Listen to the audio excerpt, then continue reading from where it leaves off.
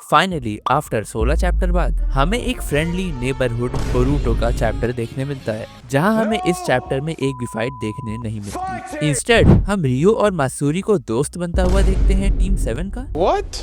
And Masuri forgetting her goals, उसका temperature high हो जाता है कोनोहामिरी को देख के। दिमाग खराब हो जाएगा, मैं अम्मा बहन पे आ जाऊंगा, मैं इनकी अम्मा बहन पे आ जाऊंगा। और अगर तुम्हें ये सब सुन के अभी भी कुछ अजीब नहीं लगा तो आगे हम देखते हैं जूरा को कोनोहा के बुक स्टोर से बुक खरीदते हुए। हाँ, खरीदते हुए। वो लिटरली बुक स्टोर के ओनर को पैसा देता है, वो भी एडवांस में देते हुए ये कहते कि जब मैं नेक्स्ट टाइम आऊंगा तो तुमसे और बुक लूंगा, तो कीप द चेंज। लाइक इसको देख के पहला क्वेश्चन तो ये उठता है कि आखिर ये पैसे आ कहाँ से लाए हैं? इतने पैसे तो हमारे नारुतो के पास भी नहीं होते। What happened to the original plot of the movie? But this chapter is like अ काम बिफोर अ स्टॉर्म, एज ये सब कोजी के प्लान द्वारा प्रोसीड हो रहा है। एंड अगर सब कुछ उसके प्लान के हिसाब से होता रहा तो उनकी विक्ट्री जूरा के अगेंस्ट पक्की हो जाएगी। दैट बीइंग सेड, अगर वो दोनों रिस्पेक्टिव शिंजूस के ट्रस्ट को गेन कर लेते हैं तो वो उनको बाद में बिट्रे कर सकते हैं, जो कि one of the most elaborate trick है यूज्ड बाय शिकामारू, जो कि बहुत सिमिलर दिखता है डांजो हामुरा के टैक्टिक्स से। हम ये जानते हैं कि नारुतो कभी भी अपनी लीडरशिप में कोई ऐसा कदम ना उठा पाता जो कि एक बेसिक ह्यूमन इमोशन के खिलाफ जाए, बट शिकामारू इसको जस्टिफाई करते हुए कहता है कि for the sake of humanity survival वो ऐसा कर रहा है। जहाँ पर ये देख के लगता है कि जब से शिकामारू और कोजी साथ में आए हैं उनके पास डांजो वाला खुराफाती दिमाग वापस आ गया है। मैं यहाँ पर डांजो का बार बार नाम इसलिए ले रहा हूँ क्योंकि चीजें यहाँ से अब क्विकली एस्केलेट करेंगी, और जो गलती डांजो ने अपने पास में की थी अपने इस कोल्डनेस में आके, वही गलती अब यहाँ शायद कोजी और शिकामारू भी कर दें। क्योंकि सच पूछा जाए तो हमें लैंड ऑफ विंड में कुछ भी प्लान के अकॉर्डिंग होता हुआ नहीं दिखाई दे रहा। लाइक अभी के लिए टीम 7 और sand shinobi worst possible scenario में है, जहाँ कोजी हमें बताता है कि वहाँ पर या तो रियू आएगा या तो मासूरी आएगी, बट यहाँ तो हमें दोनों देखने को मिल रहे हैं। ऑल्सो यहाँ पर दोनों कोनोइची बावली हो गई हैं, जहाँ पर एक कोनोइची तो पहले से ही जोन्ड आउट है, वहीं दूसरी कोनोइची पूरा प्लान बना चुकी है प्लान को गड़बड़ करने का। और अगर इतना सब कुछ काफी नहीं था तो हमें ये भूलना नहीं चाहिए कि उनके सर पे जूरा के वहाँ पर आने का खतरा भी मंडरा रहा है। एंड अगर ऐसा होता हुआ हमें वहाँ दिखाई दिया तो सिचुएशन बियॉन्ड रिपेयरेबल हो जाएगी। Say you swear to God. Put that on mother. Put that on Allah. Say wallahi, bro. Say wallahi. Hello everybody, मेरा नाम है नाइरस और आज की वीडियो में हम बात करेंगे Boruto two blue vortex chapter 17 के एक्सप्लेनेशन के बारे में, जहां ये चैप्टर आगे आने वाले कुछ चैप्टर को सेटअप करता है। एज हमारी टीम 7 यहाँ पर फुल्ली एक्वायर कर चुकी है उन शिंजूस को जो कि गारा को मारने आए थे लैंड ऑफ सैंड में। ऑल्सो कवाकी भी चैप्टर के एंड तक कोड जैसे स्टेप उठा चुका है अमाडो से कुछ सवालों का जवाब पूछने के लिए, जहाँ पर हमें आगे आने वाले चैप्टर्स में वो भी लेवल अप होता हुआ दिखाई देगा बोरूटो के। चैप्टर के कवर पे अब की बार हम योडो और अराया को देखते हैं उनके टाइम स्किप वाले आउटफिट में, जो कि लाइक ओ माय गॉड एकदम ही ड्रिपी दिख रहे हैं, जो कि like one of these graffiti artist जैसे दिख रहे हैं जो कि दीवार पे पेंट करते हैं, इसीलिए हमें उनके पीछे वो दीवार जैसा बैकग्राउंड देखने मिलता है। चैप्टर का टाइटल हमें यहाँ पर द वाइल्ड बीस्ट कब बताया जाता है, जो कि इनडायरेक्टली रेफर कर रहा है रियू और मासूरी को, जो कि just like a baby of lion wild है नेचर में, बट अभी भी स्टिल यंग है और लर्निंग फेज में है, जिनको अभी भी टेम किया जा सकता है जिससे उनको वो बाद में बिट्रे कर सके। चैप्टर की शुरुआत में हम सराडा को अभी भी जोन्ड आउट होता हुआ देखते हैं, जहाँ पर उसको सुमिरे की ये वाली बात अभी भी हॉन्ट कर रही है, जहाँ वो बोलती है कि वो बिल्कुल भी कदर नहीं करती है कि उसको कैसा रिलेशनशिप चाहिए बोरूटो के रिगार्डिंग और बोरूटो को क्या चाहिए लॉन्ग रन में। मिस्की भी इस बात को नोटिस करता है, बट आई थिंक सराडा यहाँ पर रियलाइज कर रही है कि आखिर वो कितना प्यार करती है बोरूटो से, बिकॉज यहाँ पर लव एक ओनली रीजन है किसी भी उचिहा के मांगेक्योर और शारिंगान के एक्टिवेट होने का। And due to the fear of losing someone, लोगों की शारिंगान अपने आप ही एक्टिवेट हो जाती है उस इंटेंस इमोशन को फील करने से, जहाँ पर इस पॉइंट पे हमारी सराडा थोड़ी सी अलग है। But anyways, after having shit ton of Uchiha drama, Sarada कहती है कि अब से वो फोकस करेगी और मिशन में उसकी वजह से कोई भी प्रॉब्लम नहीं आएगी, वो इस चीज की गारंटी देती है। लेटर हम मासूरी को यहाँ कहता सुनते हैं कि according to the trees, Boruto यहाँ पर आके उस टोड को पर्सनली इम्प्लांट किया था जैसे हमने पिछले चैप्टर में देखा था। एंड जूरा के यहाँ पर ये सवाल पूछते कि मासूरी किन ट्रीज की बात कर रही है, एज वो लोग तो अभी यहाँ पर डेजर्ट में हैं। मासूरी हमें यहाँ पे बताती है कि इस अर्थ पे हर जगह ट्रीज हैं, इवन देखा जाए तो डाउन बिलो भी। जहाँ पर फर्स्टली मेरे मन में ये ख्याल आया कि वो उन जित्सु वाले ट्री की बात कर रही है जो कि कागुया बना रही थी ओसुकी इन्वेजन के डिफेंस में। फिर मुझे यहाँ पर लगा कि यहाँ पर कोई एक और बड़ी चीज को रेफर करने की तो कोशिश नहीं की जा रही।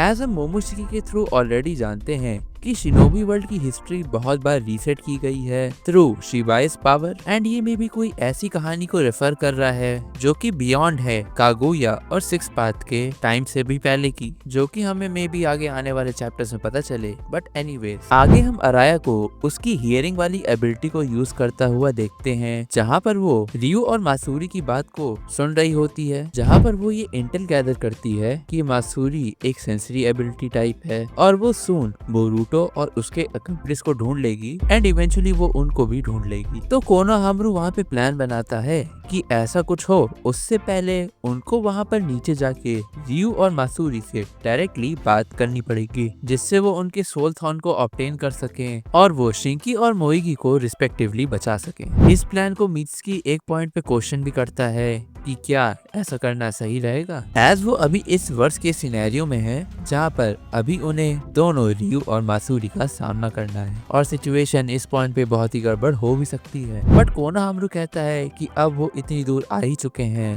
तो उन्हें मिशन तो स्टार्ट करना ही पड़ेगा, एज ये अभी उनका बेस्ट शॉट है एक तीर से दो निशाने को मारने का। तो फिर क्या था, कोनोहामारू और उसकी टीम सीधे जाके मासूरी और रियू से मिलती है, जहाँ पर एज वी नो कि मासूरी का प्राइम टारगेट कोनोहामारू है। वो कोनोहामारू को तुरंत देखते ही पहचान लेती है। रियू शिनोबिस को देखते अलर्ट हो जाता है और मासूरी से पूछता है कि उनका नेक्स्ट कोर्स ऑफ एक्शन क्या होने वाला है, जहाँ पर हम उसको कोनोहामारू के प्यार में कम्प्लीटली सरेंडर होता हुआ देखते हैं। लाइक उसकी लिटरली वहाँ पर तबीयत खराब हो जाती है कोनोहामारू को देख के। इसे कोजी हमें शिकामारू के थ्रू एक्सप्लेन करता है कि सिंस वो अभी भी यंग है और उनका माइंड डेवलप नहीं हुआ है, वो स्टिल अभी एक लर्निंग फेज में है, जहाँ पर वो पहली बार लव जैसे कॉन्सेप्ट से इंट्रोड्यूस हो रहे हैं। जहाँ पर मासूरी का इनिशियली प्लान तो कोनोहामारू को मारने का था, बट सिंस अब उसको ये फीलिंग समझ नहीं आ रही है तो मे बी ये रीजन हो सकता है जिसकी वजह से उसकी तबीयत यहाँ पे खराब हुई हो। दे आर लाइक अलायंस कब, जिनको अगर बचपन से ही प्रॉपर्ली ट्रेन किया जाए तो वो ह्यूमंस के फ्रेंड बन सकते हैं, but in the long run उनका इंटेंशन टिल हंट करके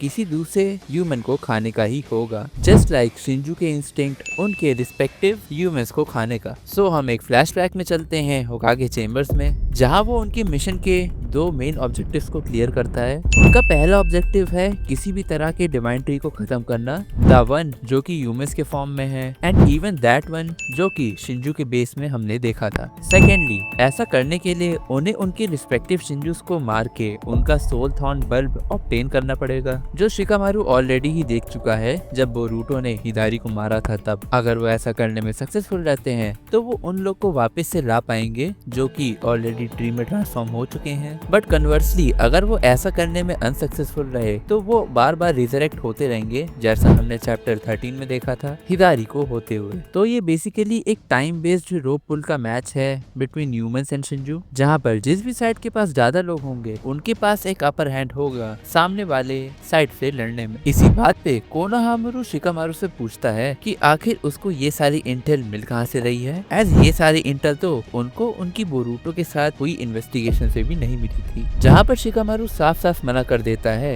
अपने सोर्स के बारे में कुछ भी बताने से, सेइंग कि इंटेल की एक्यूरेसी कितनी सही है और कितनी गलत है वो ये खुद डिसाइड करेगा। अभी के लिए कोनोहामारू सिर्फ वही करेगा जो उसे इंस्ट्रक्ट किया जा रहा है। अगेन हमें यहाँ पर शिकामारू के काम करने का तरीका बहुत ही ज्यादा कोल्ड और स्ट्रेट फॉरवर्ड दिखता है, जस्ट लाइक एक टाइम पे डांसो का हुआ करता था, बट स्टिल हम उसको पूरी तरीके से ब्लेम नहीं दे सकते एज वो भी कोजी के द्वारा इंस्ट्रक्टेड चीजें कर रहा है। शिकामारू फर्स्टली एक्सप्लेन करता है कि शिंजूस पावर हाउस हैं अनप्रेसिडेंटेड चाक्रा के, जिनका सोल ऑब्जेक्टिव है लोगों को डिवावर करना और वो उनके फोर्स हैं in the long run. But since ये उनका इंस्टिंक्ट है दैट डजंट मीन कि वो उनके एनिमीज हैं, एटलीस्ट फॉर नाउ। तो वो इन वाइल्ड बीस्ट को अभी के लिए टेम कर सकते हैं और उनका अच्छा दोस्त बन सकते हैं, जिससे कि बाद में जब उनको मौका मिलेगा तो वो उन्हें बिट्रे करके उन्हें मार देंगे। एंड अकॉर्डिंग टू कोजी यही एक तरीका है शिंजू से उनका soul thorn on bulb obtain करने का। ये एक बहुत ही ज्यादा कोल्ड ब्लडेड मूव है इन मॉन्स्टर्स को हराने का। एज अभी के लिए इन शिनजूस की स्ट्रेंथ अनमैच्ड है एंड सिंस अभी हमारे पास नारुतो और सास्के जैसे पावर हाउस नहीं है इनसे लड़ने के लिए, शिकामारू फुल डांजो मोड जा चुका है इस प्लान को लेके, जिसको देख के मुझे ये सिनेरियो बहुत ही सिमिलर लग रहा है शिन उचिहा वाले इंसिडेंट से, जहाँ पर उस आर्क में जो यंगर शिन उचिहास थे वो रिलेटिवली अनअवेयर थे अपनी चॉइस को लेके compare to the fully matured Shin Uchiha. But now Kabuto के ऑर्फनेज में प्रॉपर गाइडेंस के साथ वो भी अब एक राइट ट्रैक पे आने की कोशिश कर रहे हैं। नेक्स्ट हम क्विकली टीम 7 को शिनजूस का दोस्त बनता हुआ देखते हैं under the common interest of finding Boruto and since रियू और मासूरी अपनी टैक्टिक्स को लेके उतने मैच्योर नहीं है, वो दोनों देखते ही देखते दो टीम में बढ़ जाते हैं, जहां एक तरफ सराडा और मिस्की रियू का अटेंशन ग्रैब कर लेते हैं, वहीं दूसरी तरफ कोनोहामारू मासूरी के साथ है। रियू पहले बताता है कि कैसे उनका पहला इंस्टिंक्ट तो उन शिनोबिस को मारने का था, बट वो इस चीज को लेके ग्लैड है कि उन्होंने पहले बात करना डिसाइड किया। नेक्स्ट हम इस पैनल में अराया को देखते हैं, जिसको देख के ऐसा लग रहा है कि ये आगे कुछ गड़बड़ करने वाली है। इसकी बातों से ही लग रहा है कि ये बहुत ज्यादा रिबेलियस है and things will not go the same way जैसा काशिन कोजी ने एक्सपेक्ट किया था। आगे हम देखते हैं कि शिकामारू कोनोहामारू को ऑलरेडी बता चुका है कि मासूरी कोनोहामारू से प्यार करती है और एटलीस्ट कुछ ऐसा होगा जो उसके इंस्टिंक्ट में बाधा लाए and due to having the mind of an infant वो कंफ्यूज हो जाएगी कि उसको कोनोहामारू के साथ क्या करना है। बट यहाँ पर कोनोहामारू इस चीज का एडवांटेज उठा सकता है, जहाँ अगर वर्स्ट केस सिनेरियो हुआ जहाँ पर रियू और मासूरी दोनों आ जाते हैं तो एटलीस्ट वो इस चीज का फायदा उठा के उनको सेपरेट तो कर ही सकते हैं। सो यस, इसी वजह से कोनोहामारू पूरी तरीके से एंगेज है मासूरी को लेके, जहाँ अभी के लिए रियू पूरी तरीके से आइसोलेट है। आगे हम कोजी को आइडा से लैंड ऑफ सैंड के रिगार्डिंग इंटेल मांगता हुआ देखते हैं, एज वो इसके साथ ये भी इंश्योर करता है कि मामूशी उसकी एबिलिटी में कोई भी इंटरफेरेंस नहीं लाएगा अब की बार। एंड नाउ जब सब चीज प्लान के अकॉर्डिंग चल रही है तो बोरुटो कोजी से पूछता है कि वो परसेंटेज वाइज बताए कि उनके चांसेस क्या है यहाँ पर विक्ट्री के, जिसको वो घुमा फिरा के आंसर तो नहीं करता है as it might be very low and वो अभी वर्स्ट पॉसिबल सिनेरियो में है। बट काशिन कोजी वहाँ पर एक चीज जरूर स्टेट करता है कि बोरुटो को किसी भी हाल में लैंड ऑफ विंड में नहीं जाना है, जस्ट लाइक हिमावारी कोनोहा नहीं लीव कर सकती, एज वो बोरुटो को खोना अफोर्ड नहीं कर सकते। एंड अगर वो लैंड ऑफ विंड गया तो इस बार जूरा इंश्योर करेगा कि बोरुटो वापस जिंदा बच के ना जा पाए। एज हमने प्रीवियस चैप्टर में देखा था वो उसको ऑलरेडी ही बहुत बड़ा थ्रेट मान चुका है एंड सिंस वो एक सिंगुलैरिटी ऑफ फेट है, उसका होना या ना होना बहुत बड़ा इम्पैक्ट ला सकता है शिनोबी वर्ल्ड पे। इसके बाद this might be the most funniest thing जो हमने इस मांगा से अभी तक देख रखा है। हम यहाँ पर जूरा को बुक खरीदते देखते हैं कोनोहा के बुक स्टोर से। लाइक कोजी ने जो पिछले चैप्टर में कहा था वो एकदम वर्ड टू वर्ड सच होगा ऐसा मैंने बिल्कुल एक्सपेक्ट नहीं किया था। यहाँ पर जूरा बुक के पैसे तो देता ही है बट वो शॉपकीपर को कुछ एडवांस फी पे करता है, सेइंग कि जब वो नेक्स्ट टाइम आएगा तब बचे हुए पैसे को उसमें एडजस्ट कर ले। But I don't think there is going to be a next time अगर कोजी का प्लान सक्सेसफुल हुआ तो। इवन यहाँ पर शिकामारू की भी हालत खराब थी, बेचारे के पसीने छूट गए कोनोहा को ये बताते कि वो जूरा से बिल्कुल भी एंगेज ना हो और विलेज को इवैक्यूएट करने की कोई जरूरत नहीं। लाइक ये बंदा अपने एक ग्लैंस में पूरा विलेज डिस्ट्रॉय कर सकता है but at the same time इसको पता है कि पीक फिक्शन क्या होता है। आगे हम अमाडो को उसकी लैब में देखते हैं जहां वो अपनी सिगरेट को जलाने वाला होता है कि तभी कवाकी पीछे से आके अमाडो की सिगरेट उसके मुंह से निकाल देता है एंड अपने क्लॉ से ग्रैब करके उसको दीवार पे पटक देता है। ये सीन बहुत ज्यादा सिमिलर है कोड वाले सीन से, जहाँ जब उसको अपने लिमिटर अमाडो द्वारा हटवाने थे तब भी हम कुछ ऐसा ही देखते हैं। तो बस फिर क्या था, कवाकी कहता है अमाडो से कि उसके पास बहुत सारे सवाल हैं पूछने के लिए, बट फर्स्टली वो अमाडो से कहता है कि वो उसका कारमा पूरी तरीके से अनलॉक कर दे एंड चैप्टर यहीं पे खत्म होता है, जहाँ मे बी नेक्स्ट चैप्टर से कवाकी भी शायद ज्वाइन करे लैंड ऑफ विंड को एंड मे बी वो इक्वल आ जाए बोरुटो की पावर स्केलिंग में। तब तक के लिए आज की वीडियो में बस इतना ही। वीडियो अगर पसंद आई हो तो लाइक और सब्सक्राइब करना मत भूलना और मैं लाता रहूंगा ऐसी ही वीडियो हर महीने। तब तक के लिए साइनिंग ऑफ।